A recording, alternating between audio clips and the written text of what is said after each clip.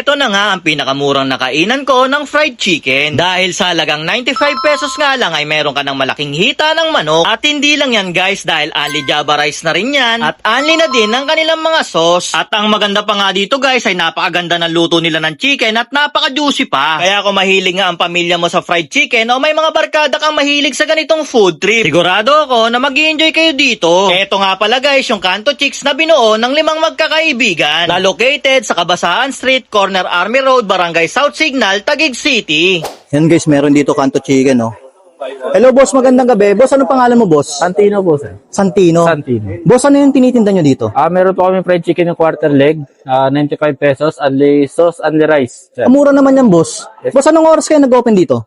Pag Monday to Friday, alas 5 ng hapon hanggang alauna ng madaling araw, sir. Yon boss, saan naman located tong store nyo? Allocated po to sa Kabasaan, Lanis, lang po ng Lanis Bakery, sir. Yan. Eto boss yun, no?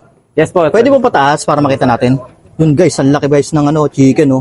Magkano to? 95 pesos? 95 pesos only. Yan, sige boss, pa-order ako niyan boss ha, para matikman ko. Sige boss, thank you. Yan guys, napadayo nga tayo dito ngayon sa may Kabasaan Street, Corner Army Road, dito sa may South Signal, Taguig City. Dinayo nga natin dito yung Kanto Chicks. Meron nga dito guys, food trip, no? 95 pesos, meron na siyang unlimited Java rice. Tapos meron na rin siyang unlimited sauce. At ang lalaki ng chicken nito guys, yan. Kaya titikman na natin to. Yan guys, ito yung sauce nila guys. Meron sila dito yan, buffalo. Meron silang yan, yung kanilang cheese. Tapos yung pangmalakasan nilang gravy ito. Yan, simulan natin dito sa kanilang buffalo sauce. Yan. Tikman natin yung buffalo. Laki ng chicken nila.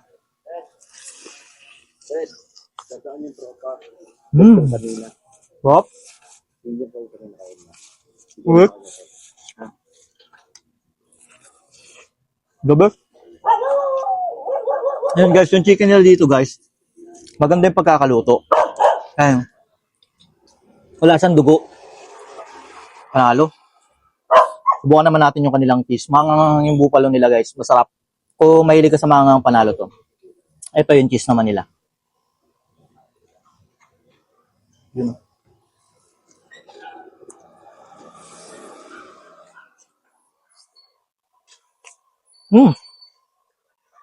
Bagay na bagay sa mga kids. Masarap yung cheese nila. Sulit. Ayun, siyempre, hindi natin palalagpasin yung kanilang gravy. Ayan.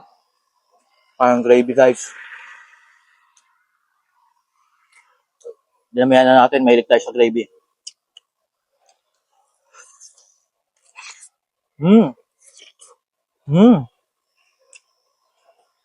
Lasang-lasa mo yung butter, yung pepper, tapos yung alat, tama-tama. Masarap yung gravy nila dito. Hindi basta-basta yung paggawa nila ng gravy, maganda yung pagkakagawa nila. Pop.